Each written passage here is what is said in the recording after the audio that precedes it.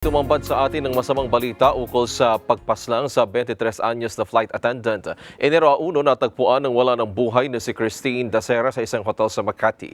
Ayon sa report, si Christine ay nag-celebrate ng New Year kasama mga kaibigan sa City Garden Grand Hotel sa lungsod ng Makati. Dahil dito, ipinagpapaliwanag ng Department of Tourism ang mga opisyal ng nasabing hotel dahil malinaw na ipinagbabawal muna ang gatherings at celebrations. Kaugnay niyan, makakausap natin ngayong umaga live si DOT Regional Director Mr. Woodrow Makiling Jr. Good morning po, Sir Makiling. Sir, good morning.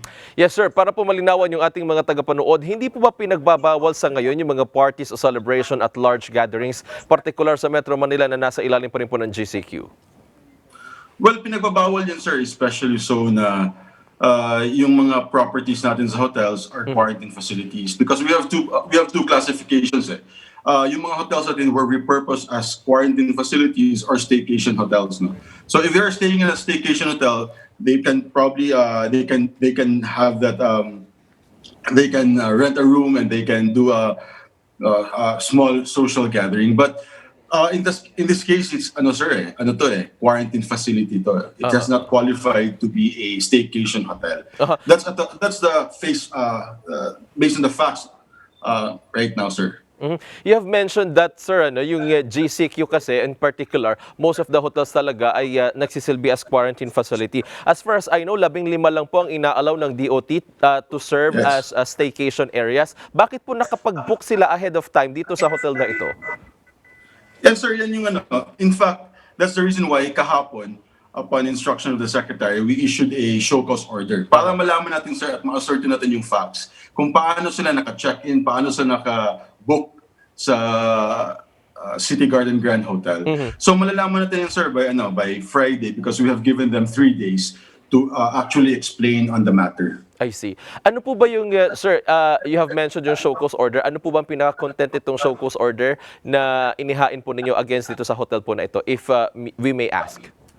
Well, show cause order is merely a due process para mabigyan natin ng pagkakataon ng hotel makapag-explain sa kanilang side kung ano talagang nangyari. Because generally, ang laman ng show cause order natin is if they're unable to explain na hindi nila ginawa, hindi sila nag-violate, then hindi masususpend or ma-revoke yung certificate of authority to operate na. So, their operations and their certificate of accreditation stands to be on trial here. Parang they have to show that they did not violate. They have to prove that they did not violate.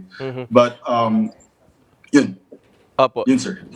Sir Makiling, is the hotel allowed to release CCTV videos as part of the evidences dito po sa kaso na ito? Oh sir, I'm sorry. On the part of the criminal case, I am not I cannot shed light. I'd like to defer this to the PNP sir kasi this is a criminal investigation. What we're looking at right now sir is the liability of the hotel in terms of violating IATF policy and DOT policy in terms of accommodating guests. Sir, sometime May, we have granted the hotel a certificate of authority to operate. That is a cow. And in the cow that we have permitted them, we have very specific types of guests that they're allowed to accept. Returning overseas Filipinos, health workers, and something like that, essential workers, and stranded tourists, and it excludes leisure guests. And clearly, based on the reports of PNP and the videos that you have seen over the past few hours or the past few days, it would show that these are leisure guests. But just the same, we have given them due process. We are giving them time to explain on the matter so that by Friday, 3 days, they have to show proof that they have accepted the permitted guest. Otherwise, they will have to be. Director Makiling, is there a possibility na kaya nakapag-book itong mga ito is because they are flight attendant, kaya nakalusot sila? Sir, sorry, you were cutting off. Yes, sir. You were Director Makiling, I may repeat the question. Is there a possibility po, teorya lang naman na baka kaya sila nakapag-book dito sa Maya City Garden Hotel is because they are flight attendant, na posibleng part of the frontliners, kaya siguro nakalusot sila? That's the reason, sir. that's a possibility. Pero yung history of booking, you would start asking questions. But let's see, sir. I'd like to give them the benefit of the doubt until Friday because that's the process that we have also. Yes, But sir. we'll let you know. We'll let you know by Friday po, sir, if may resulta tayo sa ating investigation already. Yes, sir. May tanong po aming kasama si Apple.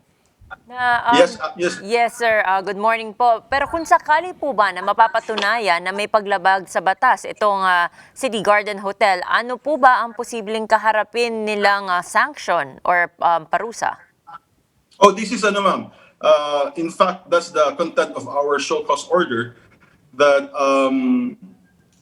6 months suspension of their accreditation and a revocation of their certificate of authority to operate.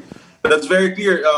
We have been very, very cautious about this over the past few weeks. Even before the holiday, the secretary has issued a lot of administrative orders already that sir, hindi pwede ang mixing of guests. Like you have quarantine guests and you have leisure guests, not just in GCQ areas, even in MGCQ areas.